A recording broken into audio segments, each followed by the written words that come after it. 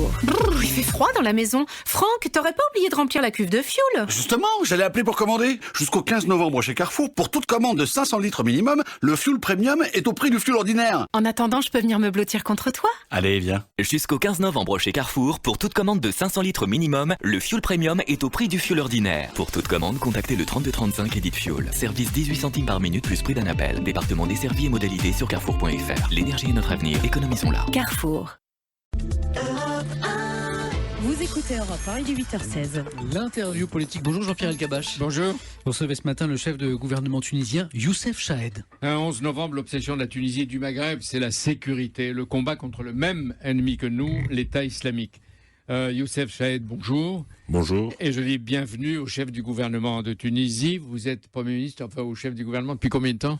2 mois et demi. Et avec ça, vous devez changer toute la Tunisie. La transformer, la moderniser et développer son économie. Tout à fait. Et surtout la protéger. Et vous êtes optimiste? Bien sûr. Alors la Tunisie fait face, et elle doit le faire, aux terroristes. Il y a quelques jours, à Kasserine, les terroristes ont abattu un sergent de l'armée à son domicile. C'est une sorte d'attentat personnalisé. La menace chez vous est constante.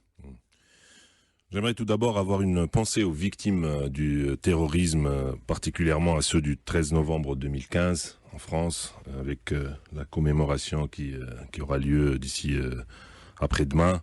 Une pensée aux victimes du terrorisme partout dans le monde. Aujourd'hui, ce que je disais au président français, c'est que aujourd'hui, ce sont des défis sécuritaires partagés ou globalisés.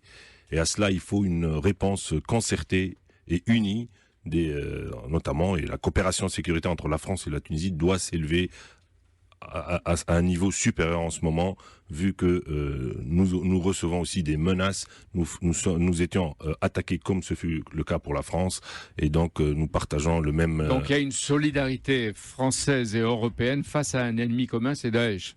Bien sûr, Daesh et toute forme de terrorisme et d'extrémisme. Il n'y a pas que Daesh aujourd'hui, mais le terrorisme frappe n'importe où dans le monde, à n'importe quel moment.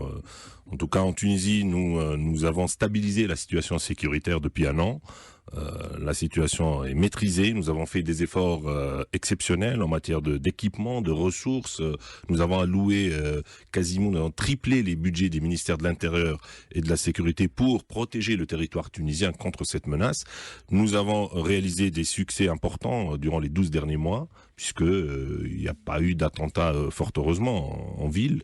Il reste que c'est une lutte quotidienne, régulière. Vous protégez la Tunisie, mais vous gardez aussi la frontière sud à la fois de la France et de l'Europe. Tout à fait. Nous avons ce qui se passe en Libye est inquiétant à double titre pour la Tunisie. Nous sommes probablement le pays le plus impacté par ce qui se passe en Libye.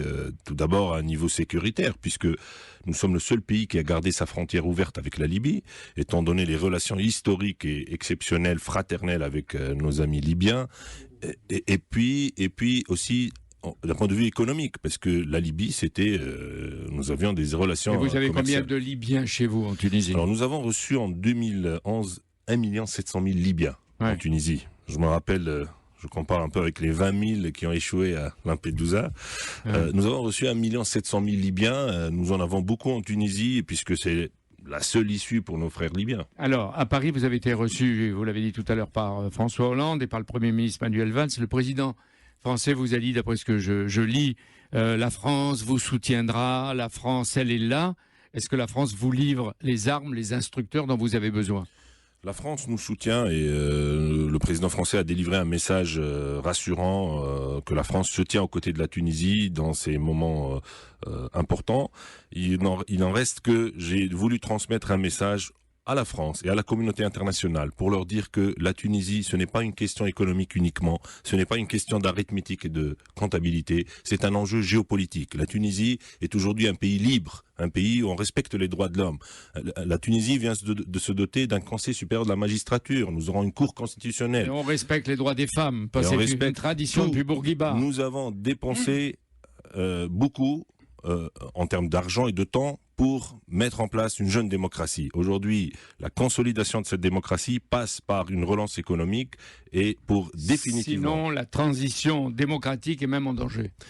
Bien évidemment, c'est ça la crainte. Et puis, Alors, oui, je voulais vous dire, Monsieur le Premier ministre, Donald Trump Est-ce que vous avez l'impression qu'il va changer les relations de l'Amérique avec certains pays arabes et en tout cas avec les États du Maghreb comme la Tunisie? Vous avez peut-être un élément positif, c'est que pendant la campagne, avant qu'il change, depuis qu'il deviendra président, il disait qu'il était farouchement contre l'islamisme politique. Est-ce que vous pensez qu'il continuera à aider la Tunisie ou qu'il fera comme l'époque où Obama et Hillary Clinton ont été trop conciliants avec les frères musulmans? Les relations tuniso-américaines sont vieilles de plus de 200 ans et puis nous pensons que sincèrement que l'élection du président américain ne changera pas la relation de la Tunisie avec les États-Unis. Je pense que l'administration américaine continuera à travailler d'une manière excellente avec la Tunisie. Les États-Unis ont vraiment beaucoup aidé la Tunisie après la révolution. C'est un partenaire stratégique et important pour la Tunisie. Et vous lui demandez de continuer à faire la guerre partout à Daesh? Nous la faisons aussi, donc tous ceux qui le fassent. Mais quand ils vous livrent des hélicoptères, par exemple, comme c'est le cas en ce moment, est-ce qu'ils vous les vendent ou ils vous les offrent? Ça aussi, ça fait partie des points importants. Nous achetons nos équipements militaires au prix du marché et dans des conditions de livraison normales. C'est-à-dire, et la France, la Tunisie avec la France, l'offre elle est de la même manière sur les prix du marché? Je pense que nos amis du monde développé doivent faire plus dans ce sens. Il y a 4 ans, Youssef Chahed, le G8, réuni à Deauville, je m'en souviens parce que M. Essebsi était Premier ministre, il était venu ici, avait promis à la Tunisie 25 milliards. Combien vous avez reçu depuis? Beaucoup moins. C'est-à-dire, il paraît que c'est 1 milliard seulement. Probablement. Je pense que c'est ça l'enjeu. Aujourd'hui, la Tunisie, il y a des pays de taille comparable à la Tunisie qui ont reçu 1000 fois plus que la Tunisie. C'est pas une question uniquement d'argent pour aider l'économie. Ce que je disais, c'est un pays démocratique dans la rive sud de la Méditerranée. C'est ça l'enjeu qu'il faut comprendre. Oui, mais il est évident que vous convaincrez d'abord les médecins et les avocats chez vous de payer plus d'impôts. Il paraît qu'ils refusent. J'ai envie de dire que c'est d'abord les Tunisiens qui, chez eux, doivent commencer à donner l'exemple de la justice sociale. Tout à fait. C'est l'objet, vous faisiez allusion à la loi de finances 2017. Nous avons commencé très rapidement les réformes. Nous sommes en train de réformer notre fiscalité. Nous allons réformer beaucoup de choses en Tunisie. Le coût des réformes est important. Là, il y a une résistance au changement. La conduite du changement est un peu difficile, mais nous nous sommes engagés et nous avons été courageux après 2 mois de notre investiture, d'aller dans des réformes profondes. J'ai noté, parce que je vous ai lu, que vous reconnaissez vous-même que les déficits publics ont explosé depuis la chute de Ben Ali, que les salaires ont beaucoup augmenté, surtout dans la fonction publique qui est pléthorique, et que le chômage aussi, parce qu'il concerne 35% des jeunes. Et le tourisme. Alors, il paraît que vous receviez 900 000 touristes par an. Aujourd'hui, vous en êtes à combien? Non, aujourd'hui, nous recevons quand même 5 millions de touristes par an en Tunisie. Le tourisme, aujourd'hui, nous avons une arrivée nouvelle de touristes de Russie, de touristes russes, qui détrônent les Français pour la première fois depuis plus de 5 ans. Ils étaient 600 000, ou ils sont 600 000. Les Français, ils étaient à 1 400 000. Les Russes étaient aux environs de 600 000. Nous avons aussi 1,5 million d'Algériens qui viennent en Tunisie. Donc il y a un changement, mais moi j'appelle les touristes français à revenir en Tunisie. La Tunisie n'est pas moins sûre qu'un autre pays du monde. Youssef Chahed, encore 2 questions. Les 30 et 29 novembre, vous allez organiser un sommet des investisseurs qui est un sommet décisif. Investir pour la croissance et l'emploi, pour le développement de l'arrière-pays, pour la sécurité, vous en parlez, donc pour la démocratie si fragile.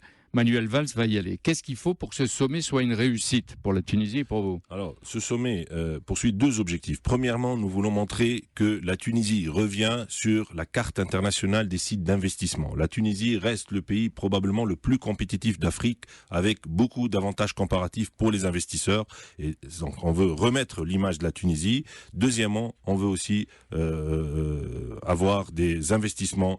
Nous avons beaucoup d'investisseurs qui ont promis de venir. Nous avons Venez chez nous, c'est ce que vous dites ce matin. Nous avons un climat d'affaires excellent, nous avons une main-d'œuvre qualifiée, nous avons toutes les conditions. Je rappelle que la Tunisie, aujourd'hui, attire plus de 3500 entreprises étrangères dans plus de... Et en même temps, vous essayez de protéger les frontières avec la Libye.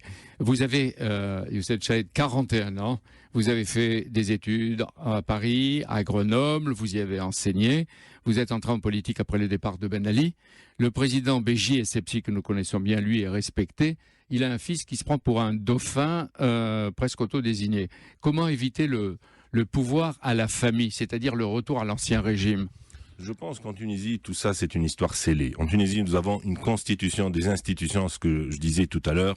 Aujourd'hui, tout fonctionne au suffrage universel direct. Celui qui arrive à dépasser par les urnes est le bienvenu. Il n'y a plus de retour en arrière en Tunisie. Et il n'y a pas le parti Ennahda islamiste qui est là, qui est votre partenaire. Est-ce qu'il vous laisse tranquille pour gouverner, même pour une coopération militaire avec la France et les États-Unis? Aujourd'hui, nous évoluons dans un carré démocratique. C'est ça la nouveauté en Tunisie. Tous ceux qui croient aux valeurs de la démocratie peuvent évoluer dans ce carré. Le reste va être marginalisé, n'a pas de place dans une démocratie. Merci d'être venu. Vous représentez une nouvelle génération de politiques en Tunisie. Vous avez 8 femmes dans votre gouvernement.